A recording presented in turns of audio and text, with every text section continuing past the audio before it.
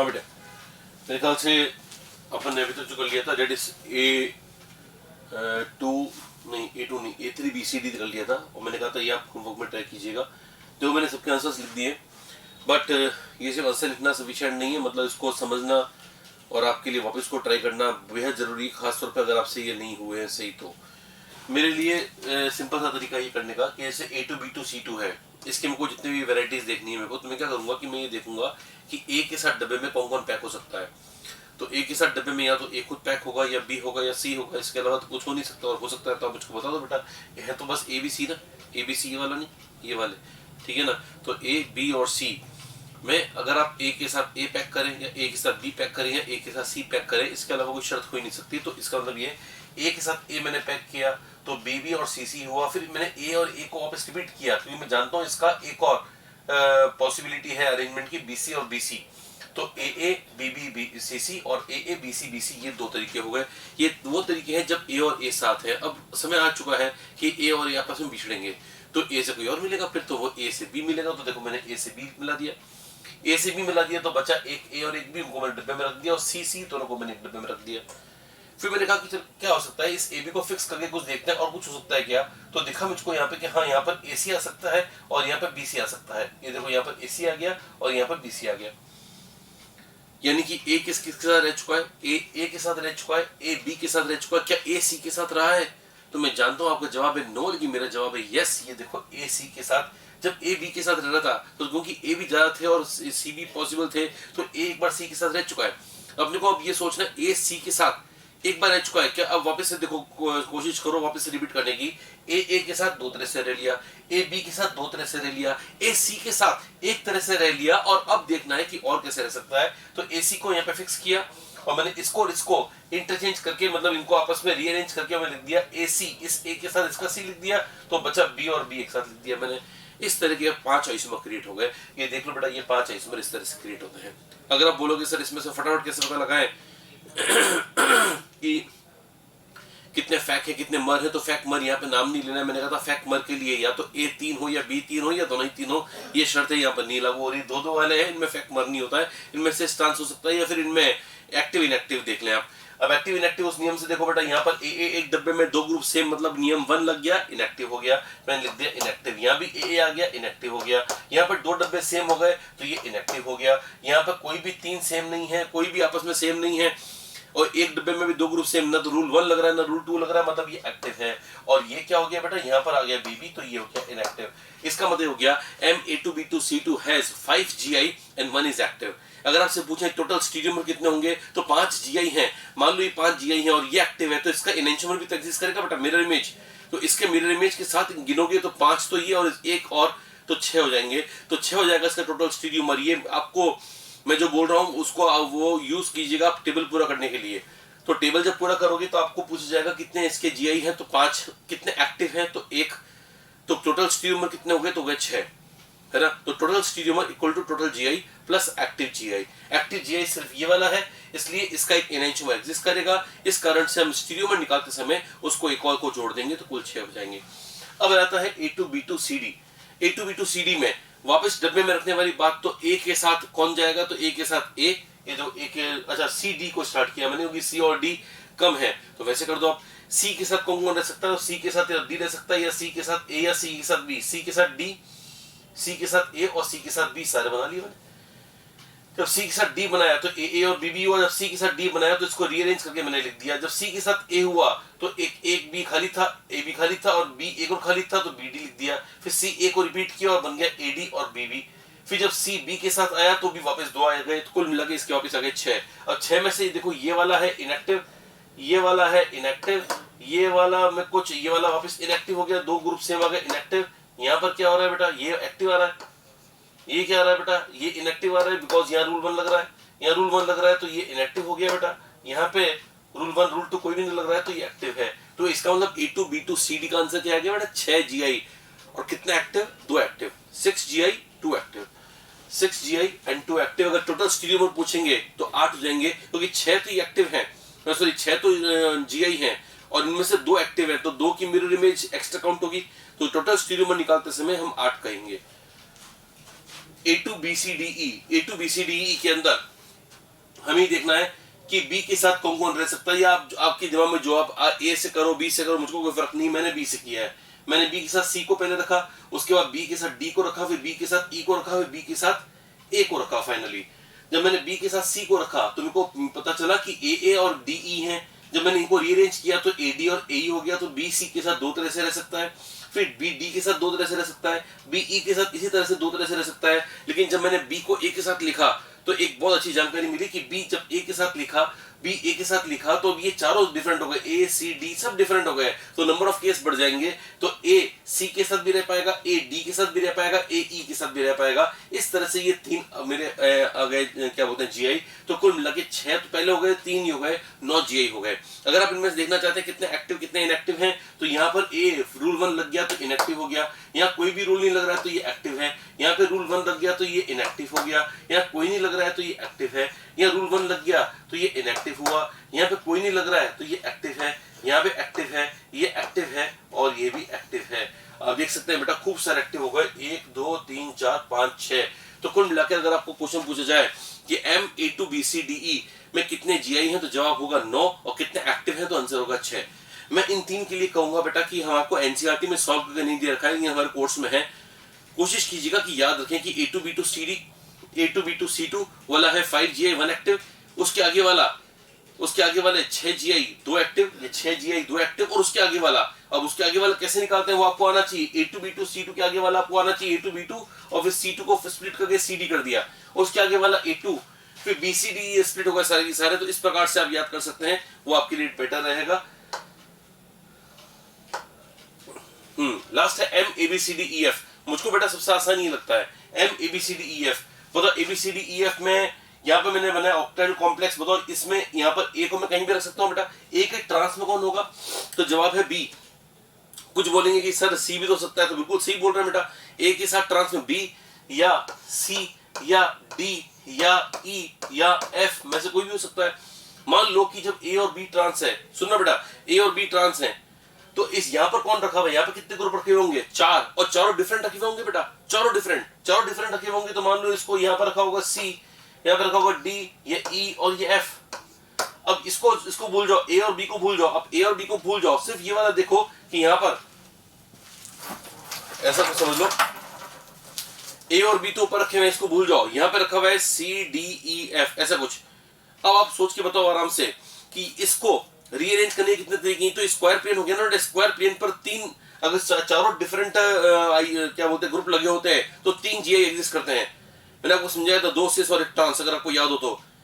याद आ रहा है बेटा, क्योंकि सी का ट्रांस या तो ई हो सकता है, यहाँ पर मैंने इसको ई लिखा है लेकिन ये सी ऐसा लग रहा था तो ये ई हो गया। सी के साथ ट्रांस ई हो सकता है, या सी का ट्रांस डी हो सकता था, या सी का ट्रांस एफ हो सकता था।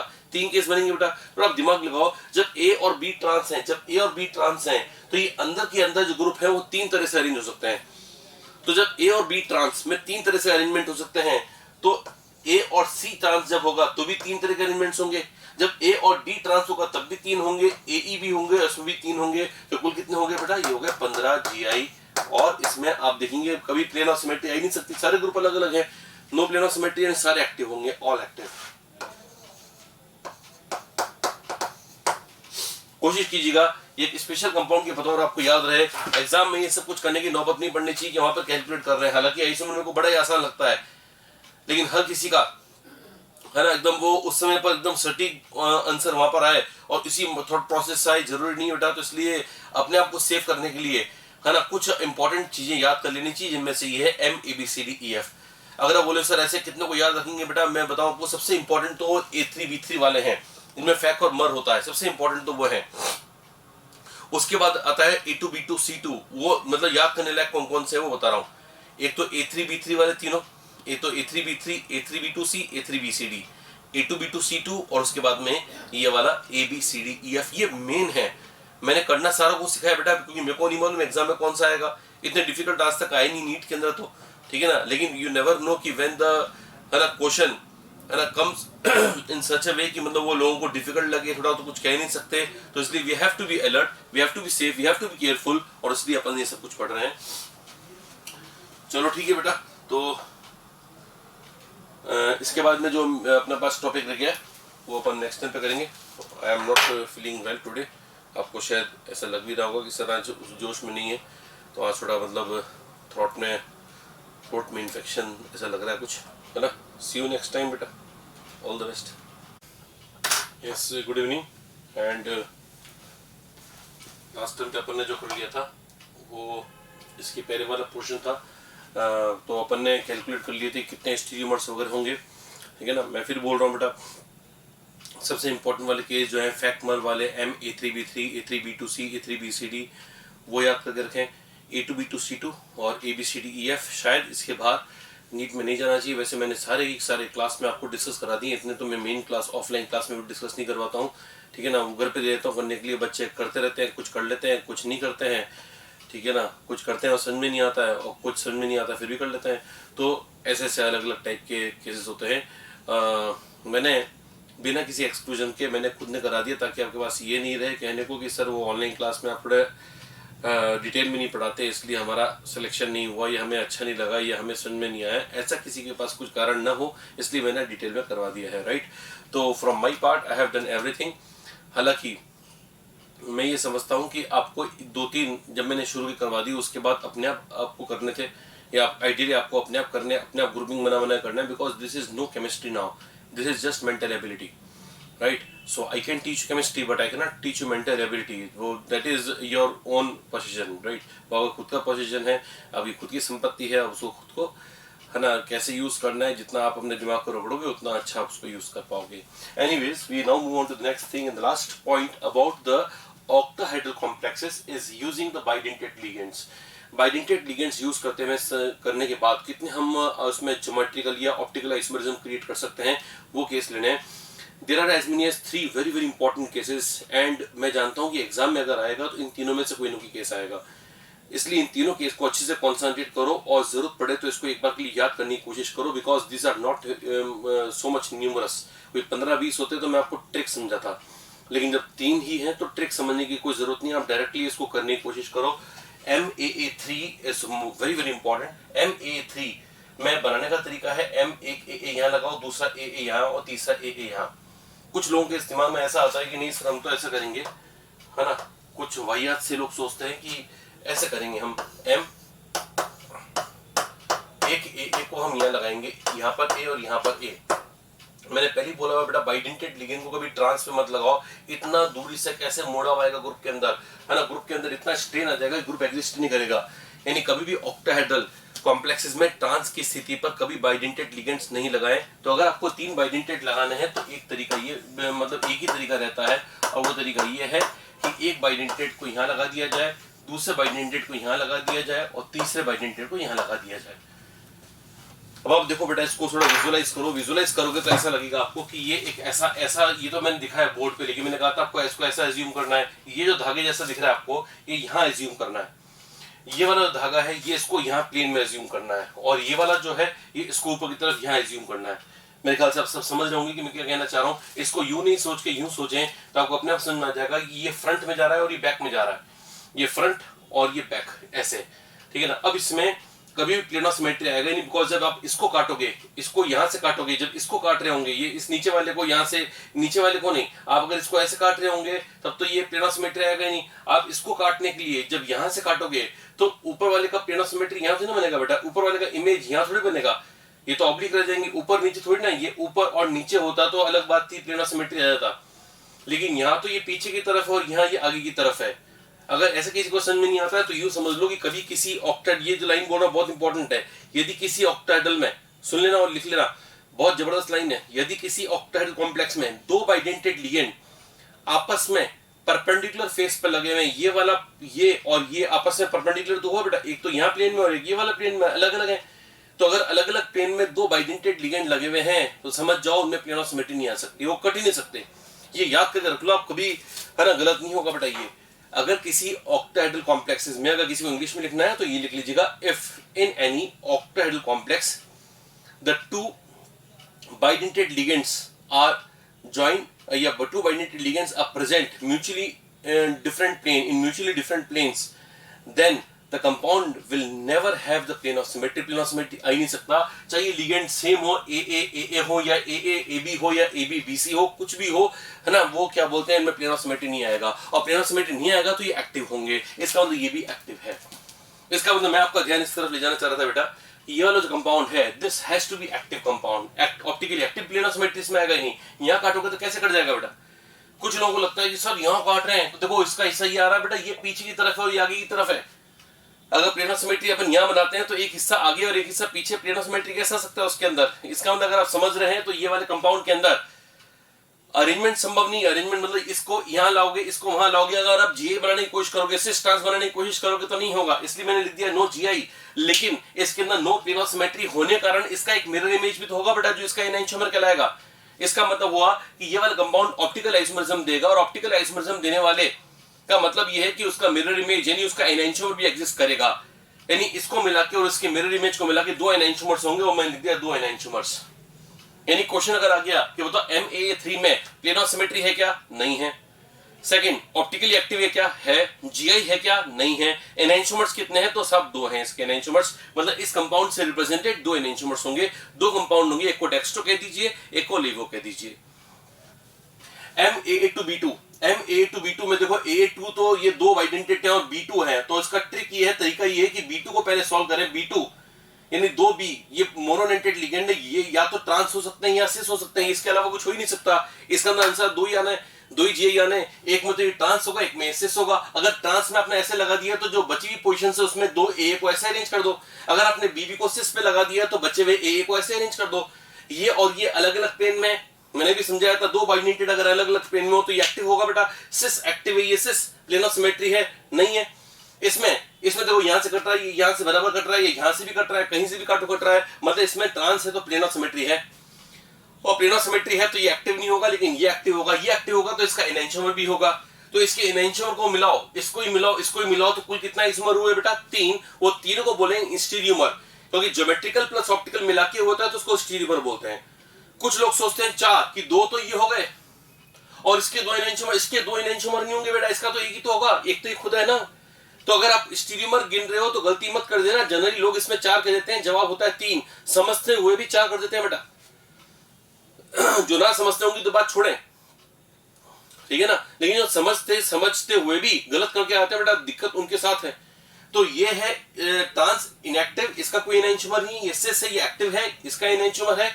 इसका मतलब हुआ टोटल आइसोमर्स अगर पूछेंगे इस कंपाउंड से रिप्रेजेंटेड टोटल क्या बोलते हैं, ज्योमेट्रिकल प्लस ऑप्टिकल मिलाकर तो बोलेंगे 3, जिसको स्टीरियोमर में नाम दिया गया है। टोटल स्टीरियोमर 3 है, 2 जीआई है, सिस एक्टिव है, ट्रांस एक्टिव नहीं है। सिस एक्टिव है, प्लेन ऑफ सिमेट्री ना होने कारण ये एक्टिव है, जबकि ये इनएक्टिव है। फिलहाल बात आपका MAA2BC, MAA2BC में देख सकते हैं आप कि AA2 और ये BC है, ये BC ट्रांस है, आप देख सकते हैं बेटा, ये ट्रांस का यूं काटते ही बराबर बराबर कट जाएगा, यहां से कटने की संभावना नहीं, क्योंकि ये दोनों अलग अलग प्लेन में है। मैंने कहा था दो बाइडेंटेड लिगेंड अगर अलग अलग प्लेन में हो तो ये 100% प्लेन ऑफ सिमेट्री नहीं होगा, एक्टिव होगा।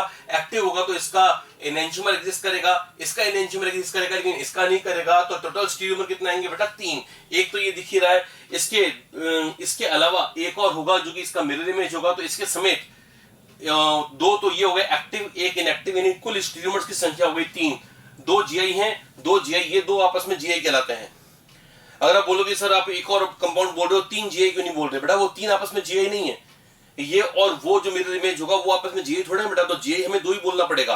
तो 2 GI, 1 is cis and the other is trans. Cis is active, trans is inactive. Active होने के कारण उसका एक और एनाइंशोमर संभव हो गया, इसका मतलब कुल मिलाकर 3 स्टीरियोमर हो गए, और 3 स्टीरियोमर है जिसमें एक ट्रांस टाइप का है और 2 सिस टाइप के हैं। ये आपका जवाब हो गया, ये आपका आंसर आ गया। This finishes the isomerism completely. Now it is all on to you कि आप किस तरह से आइसोमरिज्म की क्वेश्चंस करते हो बेटा। मैं आपको आपकी प्रैक्टिस के लिए कुछ क्वेश्चंस दे रहा हूं, ठीक है ना। एग्जाम में किस तरह क्वेश्चंस आएंगे उसके बारे में लिख लो बेटा। इसके सॉल्यूशंस मैं नहीं कराऊंगा, मैं सिर्फ आंसर बता दूंगा आपको, सॉल्यूशन आपको तो करना है। क्वेश्चन है find total GI optical isomers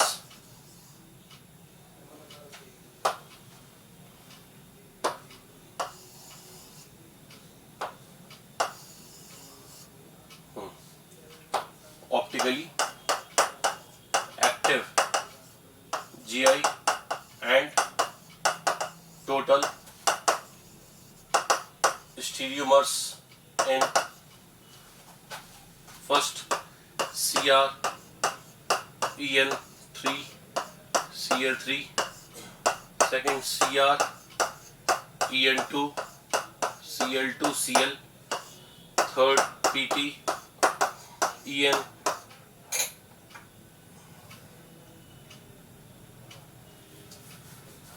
two ClBr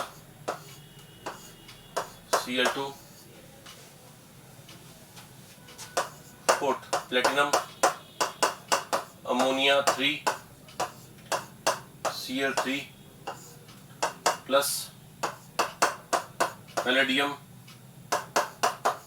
ammonia 4 Cl2 2 plus sixth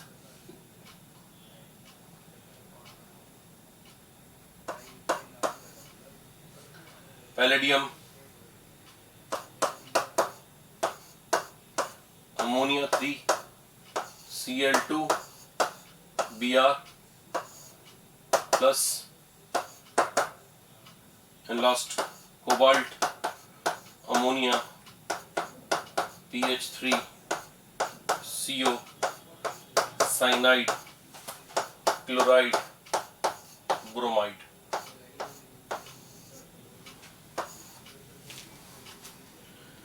And it shall have a negative charge. ठीक है बेटा, ये निकालना है आपको। इन सब के लिए क्या निकालना है? Total GI, optically active GI and total streamers. ठीक है ना, ये 7 क्वेश्चंस कर लीजिएगा, आपके प्रैक्टिस के लिए सफिशिएंट है। और वैसे इनको करने के पहले मेक श्योर कि आपको 14 जहां से मैंने जीआई स्टार्ट करवाया, ऑक्टेहेड्रल कॉम्प्लेक्स से स्टार्ट करवाया, वहां के बाद 14 एग्जाम्पल्स पे गौर करना है। 11 पहले वाले और 3 मैंने आज जो करवाए वो, तो कुल मिला के 14 एग्जाम्पल्स अगर आपने कर लिए ढंग से, तो आई एम 100% श्योर। वैसे तो ये IIT JEE का भी यहाँ पर ही किस्सा खत्म हो जाता है, फिर भी वहां जाते हैं तो थोड़े से एक्स्ट्रा एग्जाम्पल्स बच्चों को कराने रहते हैं, इसलिए वो 3 के टाइम होता है तो करवा देते हैं, बाकी ज़रूरत नहीं पड़ती है। जो अपने जो जितने भी कंपटीशन संबंधित जितने भी एग्जाम्स होते हैं उनके लिए सफिशिएंट हैं। I want you to try them again and again. ठीक है ना, मेडिकल में जो नुस्खा है वो यही है कि एक इंपॉर्टेंट चीज़ को लेके बैठो और उसको ही बार बार करो, रादर देन डूइंग 10 थिंग्स। ठीक है ना, हम 10 चीज़ें करें और कच्ची पक्की करें, इससे अच्छा जो आने वाली चीज़ें हैं उनको पक्का कर लो, वो ज़्यादा इंपॉर्टेंट है। Thank you. ठीक है, will continue in the next lecture now. Good evening students. So we are now done with the isomerism section, nomenclature section, initial section also. अब अपने पास आता है थियोरीज ऑफ कोऑर्डिनेशन कंपाउंड्स। मतलब इस chapter में से जो 3 या 4 प्रोबेबल क्वेश्चंस बनते हैं, उनमें से 50% ऑफ द क्वेश्चंस अब जो मैं थ्योरी पढ़ाने वाला हूँ उनमें से है ना आने के चांसेस ज़्यादा हैं। और थ्योरीज के अंदर 3 थ्योरीज बताऊंगा, Werner's theory, then valence bond theory, then the crystal field theory. ये थ्योरी हमारे को बेसिकली बताएगी the bonding aspects and the other common aspects of the coordination compounds. जो कोऑर्डिनेशन कंपाउंड पे जिसने सबसे पहले बहुत जबरदस्त वर्क किया उस साइंटिस्ट का नाम था वर्नर, जिसके नाम से एक थ्योरी दी गई वर्नर्स थ्योरी। तो बेटा जैसे वैलेंसी आप समझते हो, जैसे कंबाइनिंग कैपेसिटी है, जैसे मान लो सोडियम है, अपन बोलते हैं उसकी वैलेंसी 1 है, एक्चुअली वो इलेक्ट्रोवैलेंसी होती है उसकी +1 होता है। तो सोडियम कोशिश करता है कि उसके ऊपर एक इलेक्ट्रॉन देकर चार्ज आ जाए +1, इसलिए इसको उसकी वैलेंसी को इलेक्ट्रोवैलेंसी कहते हैं। वहीं पर ही पानी में ऑक्सीजन की कोवैलेंसी को 2 बोलते हैं, बिकॉज ऑक्सीजन 2 कोवैलेंट बॉन्ड बनाता है पानी में। तो वैलेंसी का मतलब कंबाइनिंग कैपेसिटी है। तो वर्नर ने ये कहा कि कोऑर्डिनेशन कंपाउंड के अंदर एक अजीब सी बात होती है, the metal atom which binds with the ligand has dual valencies. उसके पास 2 तरह की वैलेंसीज होती हैं, वही हमको समझना है। अगर आप बोलोगे सर ये तो बहुत ही जबरदस्त बात बता रहे हो, बेटा बात तो बहुत जबरदस्त है, लेकिन इंपॉर्टेंट उससे भी इंपॉर्टेंट बात है कि आपको ये पहले से आता है, बस उसके नाम चेंज हो जाएंगे। मैंने जो अभी तक बता रखा है, जैसे मैंने आपको बता रखा है ऑक्सीडेशन स्टेट, जानते हो ना ऑक्सीडेशन स्टेट निकालना, तो बस वही उसकी एक वैलेंसी है। उसी प्रकार से एक वैलेंसी है उसकी कोऑर्डिनेशन नंबर जानते हैं ना बेटा। वर्नर ने ये नाम ऑक्सीडेशन स्टेट और कोऑर्डिनेशन नंबर यूज नहीं किया, उसने इन दोनों को वैलेंसीज कहा, बस इतना समझ लो। तो हम कुछ नया नहीं पढ़ने वाले हैं, जो पढ़ा है उसको नए तरीके से पढ़ने वाले हैं, ध्यान रखो बेटा। वर्नर्स थ्योरी से हम बहुत आगे पहले से पहुंच चुके हैं, है ना। It's not like I am going to teach you a new thing so I am going to teach the same thing in a new way, right. तो इसका मतलब है वर्नर्स थ्योरी में हमको कुछ नया कंक्लूजन नहीं मिलेगा कि अच्छा सर मजा आ गया, कंक्लूजन मिल गया। कंक्लूजन कुछ नया नहीं मिलेगा, जो पुराना चीज था उसको एक नया बोलने का तरीका मिलेगा, कंक्लूजन इतना सही है। According to Werner's theory, metal ion in a complex, metal ion in a complex, है ना, कॉम्प्लेक्स में जो मेटल आयन होता है उसके पास दो तरह की वैलेंसीज होती हैं, primary valency and secondary valency. Primary valency में जिसको ऑक्सीडेशन स्टेट कहता हूं, ऑक्सीडेशन नंबर कहता हूं। सेकेंडरी वैलेंसी यानी कोऑर्डिनेशन नंबर। जैसे फॉर एग्जांपल अगर बात करें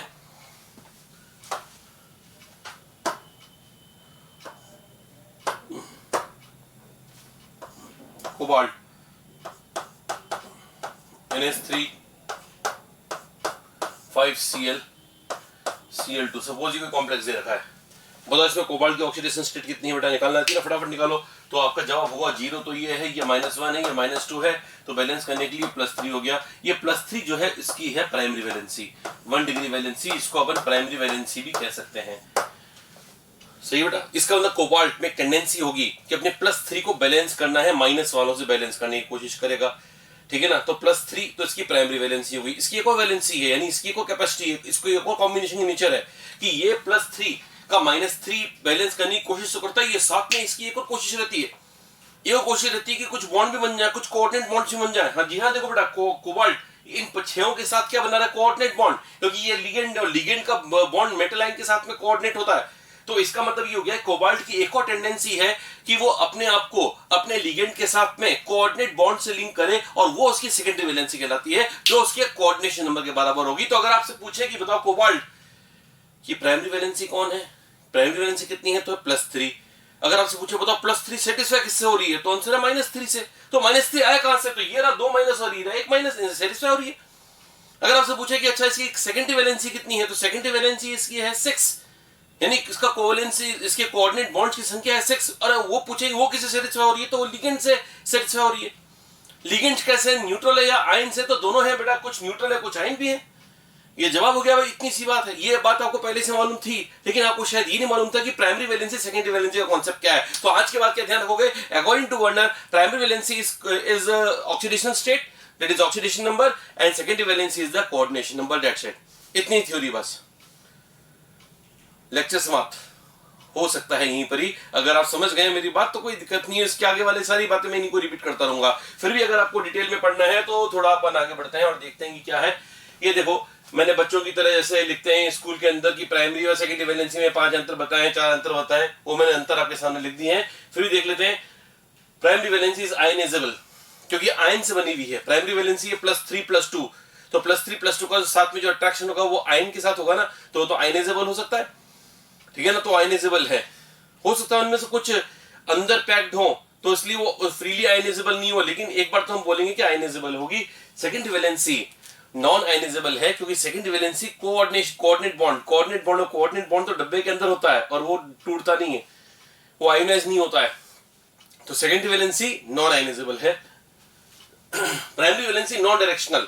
अब इसमें दिक्कत नहीं होनी चाहिए बेटा, केमिकल बॉन्डिंग पूरी पढ़ा चुका हूं। केमिकल बॉन्डिंग में मैंने कहा था आयनिक बॉन्ड डायरेक्शनल नहीं होता है, और ये प्राइमरी वैलेंसी आयनिक की तो है। जब आयनिक है तो नॉन डायरेक्शनल है, तो मैंने लिख दिया नॉन डायरेक्शनल। वो सेकेंडरी है, मतलब कोऑर्डिनेट है, कोऑर्डिनेट जैसा होता है, और कोवेलेंट डायरेक्शनल होता है, तो डायरेक्शनल हो गया।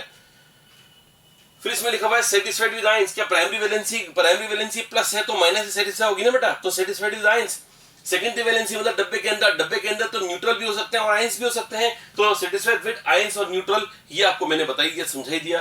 फिर देखो इक्वल टू ऑक्सीडेशन नंबर होगा, इसको आप थोड़ा सही कर दीजिएगा, इसकी जगह 2 कर दीजिएगा, मैंने मिस्टेकली इसको ऑफ लिख दिया है। Equal to oxidation number that is equal to coordination number. किसी को अगर कंफ्यूजन हो तो वो पूरा लिख दीजिएगा, coordination number. Secondary valency coordination number के बराबर है, प्राइमरी वैलेंसी ऑक्सीडेशन नंबर के बराबर है। Represented by dotted lines in the Werner's diagram. Werner diagram कैसे बनाते हैं बताऊंगा, अभी फिलहाल ध्यान रख लीजिएगा। प्राइमरी वैलेंसी को बताने के लिए वर्नर ने कहा कि मैं डॉटेड लाइन बनाऊंगा, और सेकेंडरी वैलेंसी के लिए कहा मैं पूरी सॉलिड लाइन बनाऊंगा, जैसे लाइन बनाते हैं, खींचते हैं पूरी लाइन बिना किसी ब्रेक के, शुरू से लेकर आखिरी तक, ठीक है ना, पूरी लाइन बनाते हैं। That is called solid line or unbroken line, but this is broken line or dotted lines, right? So primary valency is satisfied, primary valency is represented by dotted line, while the secondary is represented by solid line. Now what I mean to say, I will explain you with the help of this diagram. Yes, here comes this diagram. Cobalt ammonia 6Cl3. Now tell me, cobalt की oxidation state कितनी है बेटा? तो +3 है। तो इसकी +3 कौन सी valency है? Primary valency. इसकी प्राइमरी वैलेंसी को सेटिस्फाई कौन कर रहा है? तो 3 Cl सेटिस्फाई कर रहे हैं। तो इन 3 Cl को ये माना जाएगा कि मैं इनको ऐसे लिखूंगा, Cl Cl Cl कहीं भी लिख दूंगा और डॉटेड लाइन से इनको जोड़ूंगा, क्योंकि ये तीनों इसकी प्राइमरी को सेटिस्फाई कर रहे हैं, इसके आयनिक स्टेट को सेटिस्फाई कर रहे हैं। ये तीनों जो Cl हैं वो इसके +3 को सेटिस्फाई कर रहे हैं ना बेटा, इसलिए डॉटेड लाइन बनाओ।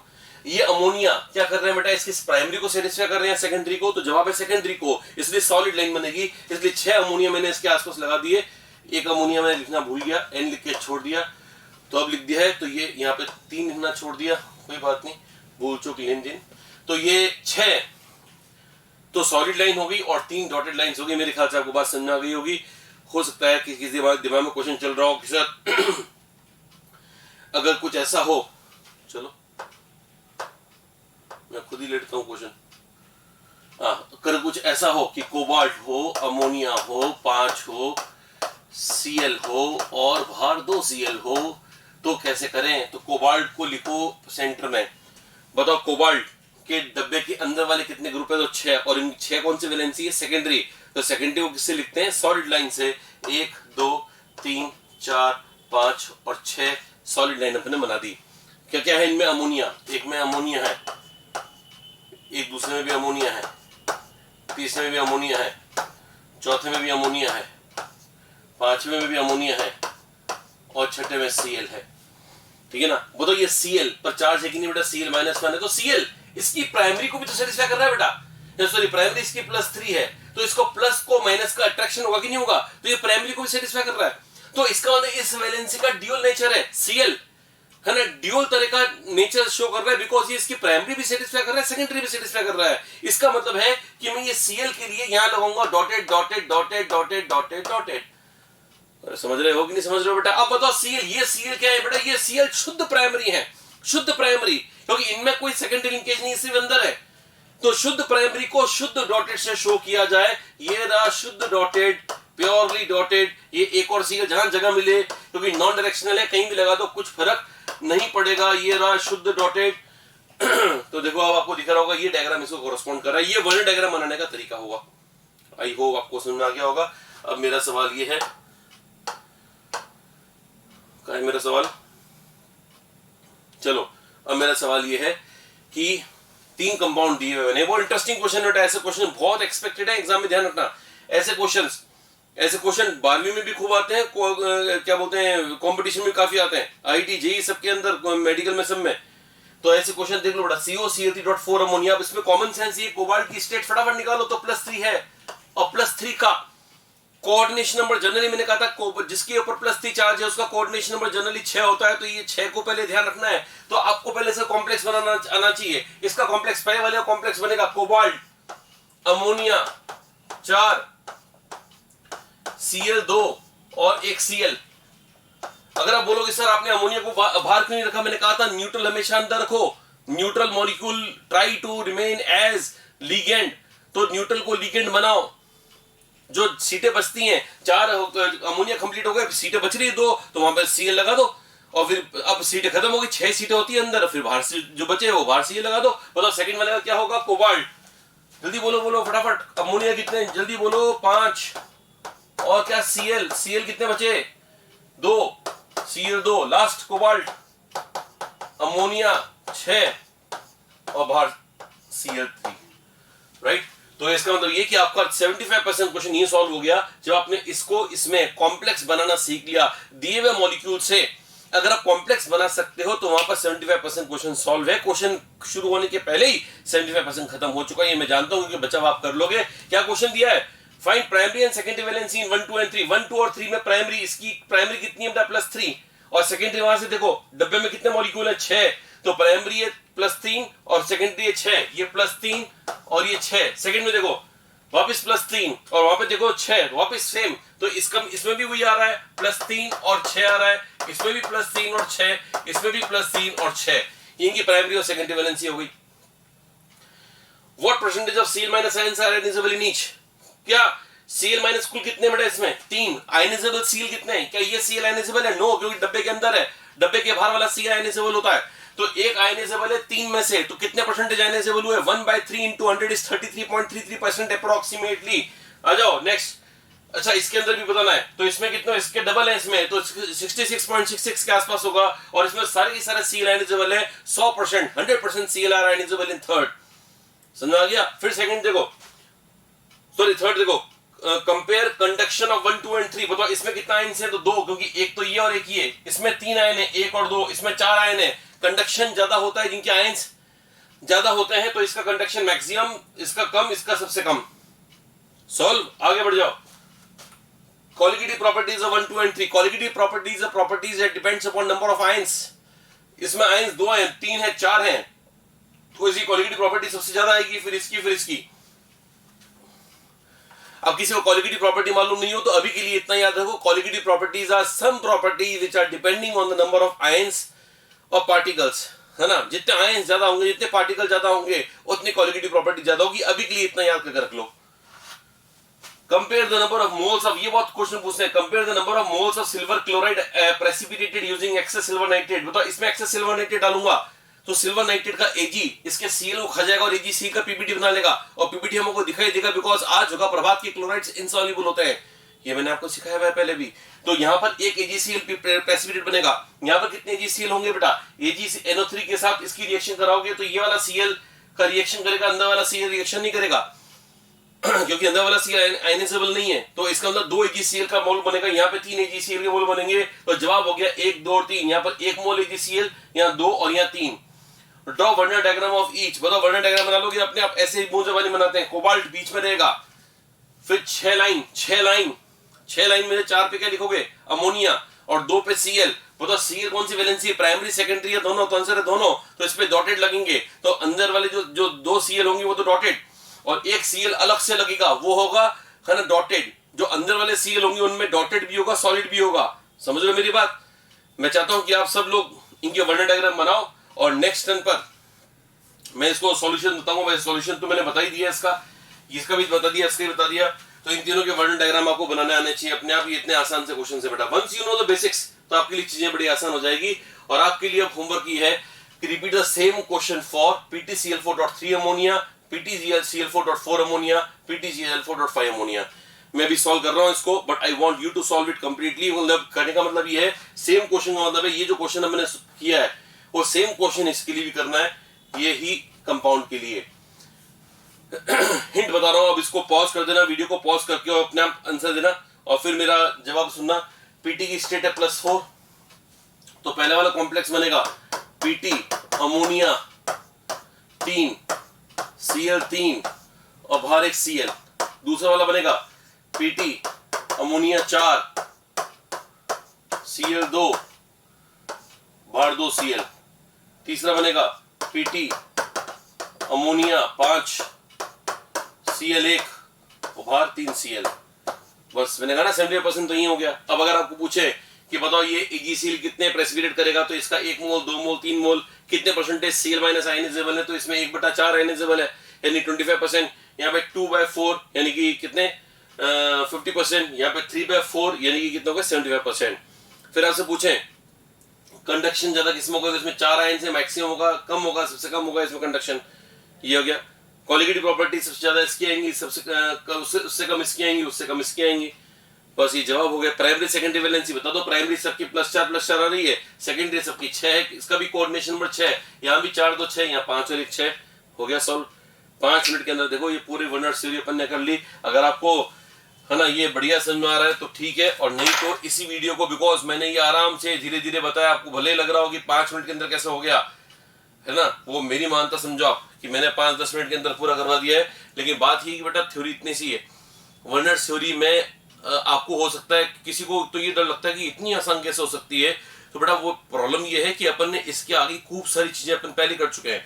हम ऑक्सीडेशन नंबर कोऑर्डिनेशन में कर चुके हैं। तो अब अगर मैं आपको 10 लेक्चर बाद बताता हूँ कि आज मैं बताऊंगा कोऑर्डिनेशन नंबर क्या होता है, बेटा जो अच्छे बच्चे हैं जिनको कोऑर्डिनेशन नंबर आता है पहले से, वो सोचोगे पता नहीं क्या बता रहे हैं, तो पहले बार मालूम है हमारे को। इसलिए वर्नर थ्योरी में ज्यादा कुछ एक्सपेक्ट मत करना। बट ये जो 2 क्वेश्चंस कराए मैंने, these are the type of the questions which are very very frequently asked in exams, तो इनको लाइटली मत लेना कि हाँ चलो ठीक है तो कर लेंगे अपन, हाथों हाथ कर लेंगे। नहीं, हो सकता है हाथों हाथ आपके दिमाग में नहीं आए कि वो सर ने क्या बताया था कि +3+4 जब ऑक्सीडेशन स्टेट होती है तो कोऑर्डिनेशन नंबर 6 अज्यूम कर लेना चाहिए, न्यूट्रल मॉलिक्यूल्स को अंदर डाल देना चाहिए। इन बातों को ध्यान रखो, ये बातें काम आती रहेंगी। Start the next lecture with a new theory, and that is a valence bond theory, and after that we'll be doing the CFT, crystal field theory. Thank you, all the best.